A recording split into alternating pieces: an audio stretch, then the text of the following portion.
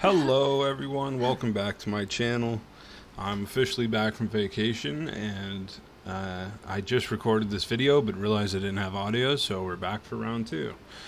Today we're going to be looking at runes. We're going to specifically be looking at which runes you should use, why you should use them, best in slot, etc. So the first thing I want to get into is how to acquire runes. You might know this, but some others might not, so let's see. So the free-to-play way of acquiring runes is here in Summons. Here in the gold section of Summons, you can pick up one rune here and one rune here.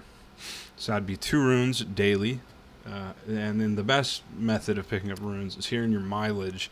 You can pick up 10 runes per day for 3,000 mileage coins. Now this is, in my opinion, the best way to acquire runes. It's the cheapest method if you have these.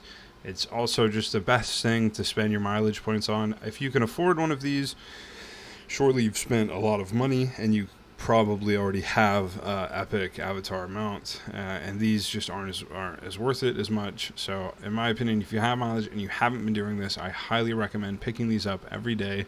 I have not. I only started doing it after like 3 weeks of playing this game, 4 weeks, 5 weeks, and I regret it.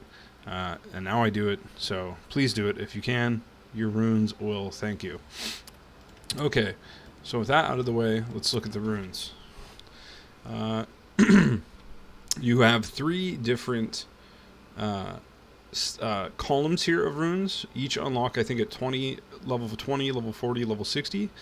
And then you have 3 respective types of runes, kind of a circle, a triangle, and a hexagon type thing. There are the Urdur, the Verdandi, and the Skuld. Okay. Before we get into the... let's go into the rarity of runes. Before we get into the rune sets. The rarity are just like the gear. You have common, uncommon, rare. So this is uncommon. This is a common. These are green is uncommon, rare is blue, epic and legendary. When it comes to having runes equipped, for the most part, you want to focus on being able to at least have all uncommon runes of the same rune set to get the set effect. And this is because you're not getting a lot of set effects by just having commons. So you ideally want at least all uncommons or higher. And if you can't do that, then I would fall back to a set that you can do that on. So with that being said, what are the best sets? Now, in my opinion, I always say this, but accuracy and attack are king. So I would ideally, for the free-to-play, the spender, I think for 99% of the players out there, having all accuracy is best. Now, which is the accurate set, which is the red. The second best set, in my opinion, is the keen set, which is critical strike chance. And, that's just because crits do more damage. You're going to get more damage out of a crit than you are just by doing base damage sets. So, accurate, and then the keen set is the best. And then third best, in my opinion, would be your respective class damage sets. These are the Valiant, the Wise, and the Focused. But if you can, I would focus on the accurate set and the keen set. Now, when it comes to which runes you should have equipped, each one of these Urdur, Verdandi, and Skuld have a few different effects that these runes do. For the Skulds, for example, I think there's 4. There's HP recovery, creates a shield, gives you attack, or attack speed. And in my opinion, the one that gives you attack is bar none the best in slot. The shield's not impactful enough to do much for you. And if you're grinding like lower level mobs, what's a shield going to do for you, right? The recovery is it's a 3% chance, and it's just, again, it's really only for a boss, so it's not that useful. Now you see I have one here, but that's just because I don't have another uncommon or higher level accuracy Scold rune. So unfortunately, that's what I'm using. But yeah, in my opinion, ones like this one here that give attack is the best. Now, for the Verdandi, the triangle runes, you can, I think there's 3 or 4 as well. There's targeting common monsters, targeting players, and targeting boss monsters. Here, targeting boss monsters. Now, PvP, we do, maybe if you're lucky 3 times a day, I think, or only twice a day. Most of the time it's once a day, and it's for 2 minutes. Unless you're a brute player and you're out there PKing a lot, and even then, I think I still recommend not using the player one. In my opinion, the best one here would be targeting common monsters, and that's just because grinding AFK or grinding mobs is the predominant thing that you do in this game. You fight a boss once for the storyline, and then you can fight the domain ruler bosses, aka the field bosses, and then of course you have the world bosses like Garm, etc. So the common monster is best in slot, in my opinion, without a doubt. If you have a different opinion, please let me know that you do and why you do in the comments. I'd love to hear it. But for me, common monster is king here. Now, for the Ordor, you have 3, I believe. Is it 4? I believe it's 3. And you have these every basic attack. You have the option of attack, accuracy, and damage reduction.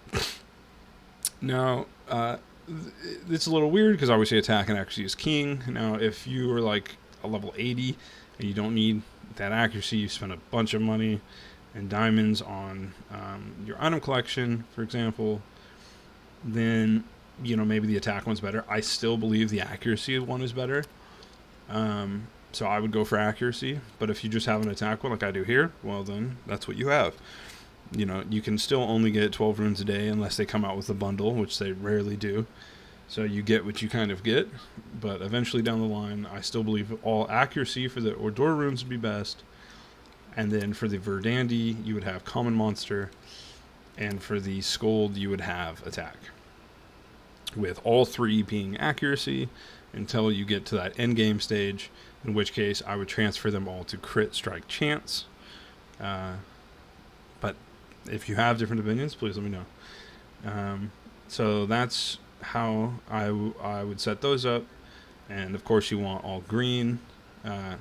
Now if you don't have all green, for example, you have 2 green accuracy runes, and then your Scold rune is common. That 1 extra accuracy probably isn't as good as just having 2% crit strike chance.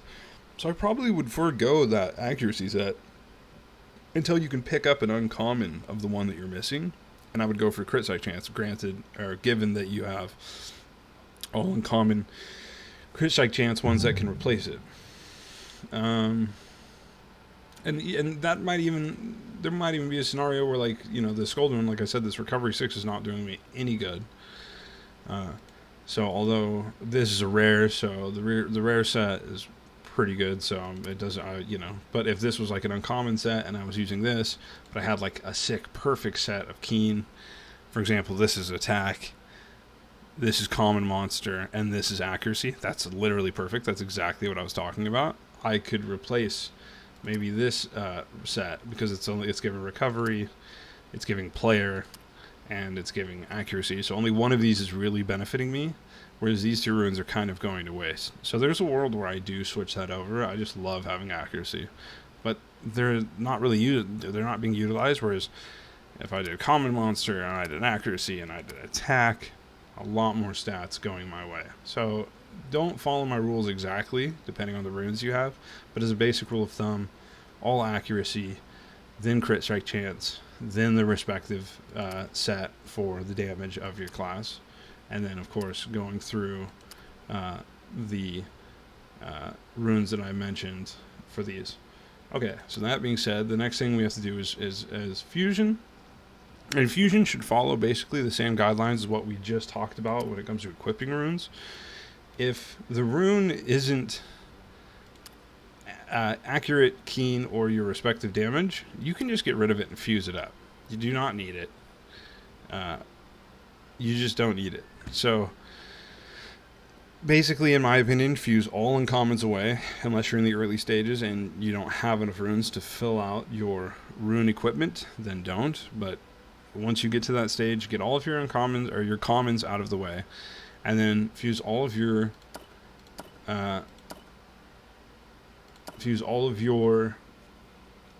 uncommon runes that you don't use. And for me, I'm even getting rid of like keen stuff now because I really just want all accuracy. So I could easily fuse these away and try to get more blues. And you see here I have a few blues waiting around. So that's kind of my guide on how to fuse runes. And then lastly, we can look at evolving runes. And this is a little interesting. To evolve a rune, you select it, and then in order to evolve it, you have to have 4 runes of the same rune type. In this case, they're Verdandi, or the triangle rune. And they have to be the same rarity as well. If I try to click these, it must be of the same rarity to be added. I cannot. So there is a world where you save a few runes instead of fusing them away to evolve a rune. I highly don't recommend evolving a rune unless it's one of those perfect ones that we talked about. For example, this one, targeting common monster skill damage. This would be a great rune to try to get to purple. And the way that you get them to a higher level is you just select it, and you need these rune shards. And you get these from fusing runes. You occasionally get them as like just like a random drop. You don't need many, you only need 2. And when you do it, it's a guaranteed evolution of the rune. It goes up to the next rarity 100% of the time. So over time, you know, this game isn't a speed run, it's a marathon. You will get your runes evolved. And you will start seeing that increased CP and that increased benefit from your runes. So I wouldn't focus too hard on evolving runes until you really feel comfortable with this being fully flushed out. Once this feels good and you have all greens here and they're all of the right type, then I would go in, and that's when you really get to have some fun and evolve those all the way up.